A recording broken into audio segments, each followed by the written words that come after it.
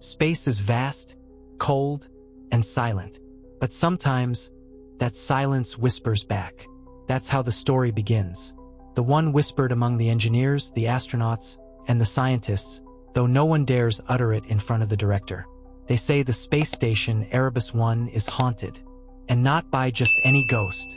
It's haunted by someone who helped build it, someone who died in its construction, someone who doesn't want humanity to take to the stars. But before I tell you about the ghost, we need to go back to the beginning. To understand the darkness that haunts the station, you have to understand the man who created it. The year was 2083, and humanity had finally cracked the code for interstellar travel. A propulsion system capable of bending space-time and reaching distant stars was ready, and the first deep space outpost was under construction. Erebus One was a marvel of human ingenuity, a gleaming, modular behemoth orbiting Earth like a crown jewel. Its purpose was to be a springboard for mankind's leap into the cosmos. The man at the helm of this monumental project was director Alexander Karn, a ruthless visionary with a singular goal: to cement his legacy as the father of humanity's expansion into the stars. Karn wasn't just ambitious, he was obsessed. He believed humanity's survival depended on colonizing other worlds, and he was willing to do anything to see it happen. The construction of Erebus One brought together some of the greatest minds of the time. One of those minds was Dr. Elias Mercer, a physicist and biochemist whose groundbreaking work had made the station's artificial gravity systems possible. Mercer was brilliant but reclusive. He had no family, few friends, and a quiet, almost eerie demeanor. People said he spent more time talking to his equations than to other humans. But what no one knew, at least not at the time, was that Mercer had been harboring dark secrets. Dr. Mercer had been conducting experiments that Karn had ordered off the record. Officially, these experiments were about enhancing human resilience for space travel, long-duration exposure to zero gravity, radiation, and even the psychological strain of isolation. But unofficially, Mercer was tasked with something much darker: testing the limits of the human body and mind. The experiments were conducted in the lower levels of the station's construction bays, areas sealed off from the rest of the crew. Test subjects, volunteers from shady recruitment programs, were exposed to extreme conditions. They were injected with experimental compounds that were supposed to strengthen their cells against cosmic radiation, but instead caused horrific side effects. Bodies twisting into unnatural shapes, minds fracturing into gibbering madness. Mercer had protested at first, claiming the research was inhumane and unethical. But Karn had silenced him with the promise of funding for Mercer's personal projects. And when that didn't work, Karn used threats. Mercer was trapped, a cog in the director's relentless machine, until one day Mercer decided he'd had enough. The details of what happened next were buried in classified reports, but whispers still made their way through the station. They say Mercer threatened to go public, to expose Karn and the atrocities committed in the name of progress. He had evidence, video logs, experiment data, even recorded conversations with Karn. But Mercer underestimated just how far Karn would go to protect his legacy. One evening, when the station's construction crew was mostly asleep, there was an accident in the lab. A fire broke out in the sealed lower levels, triggered by what Karn's official report called a faulty power coupling. Mercer was trapped inside, the only casualty. His charred body was recovered the next day, but the evidence he'd gathered was never found.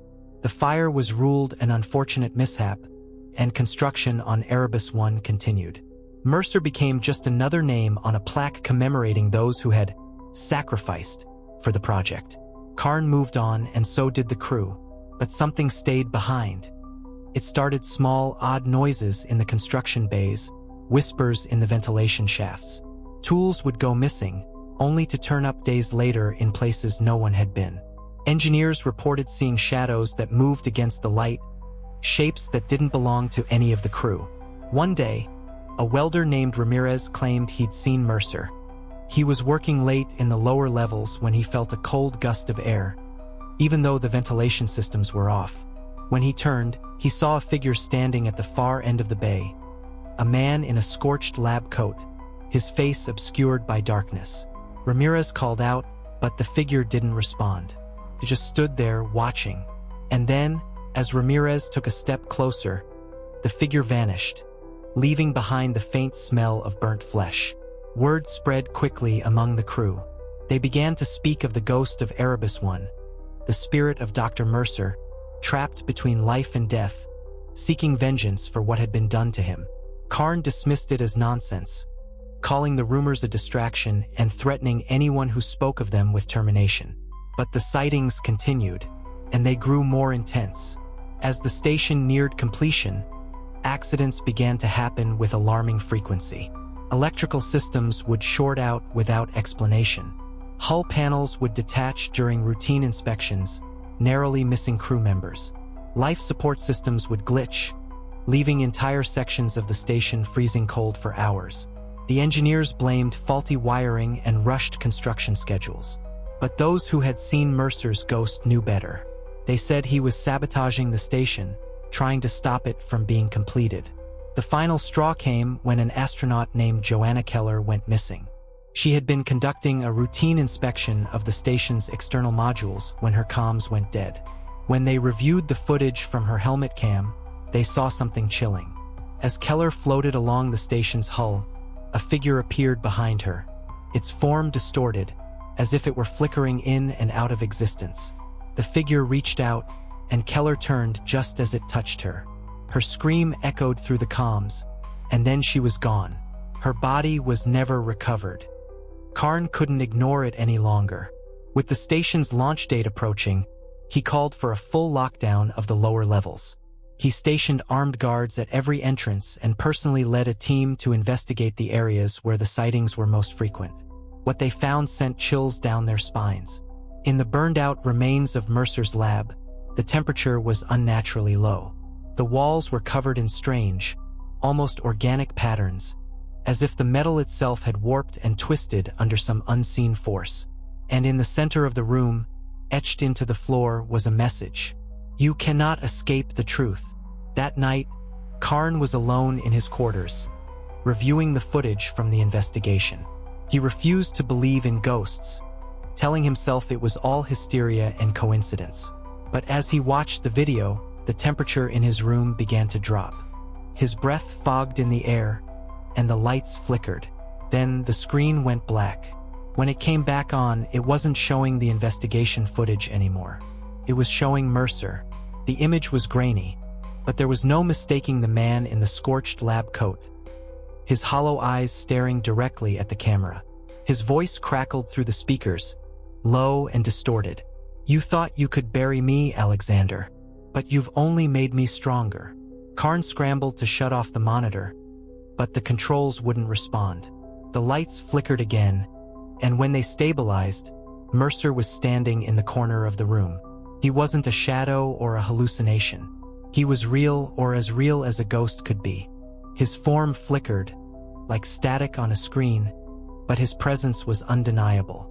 The air around him seemed to hum with energy, and his eyes burned with a cold, unrelenting fury. "You took my life," Mercer said, his voice echoing in Karn's mind. "But I won't let you take humanity's soul." Karn tried to speak, to plead, but Mercer raised a hand, and Karn was silenced. The last thing he heard was Mercer's voice, whispering, "Your legacy ends here."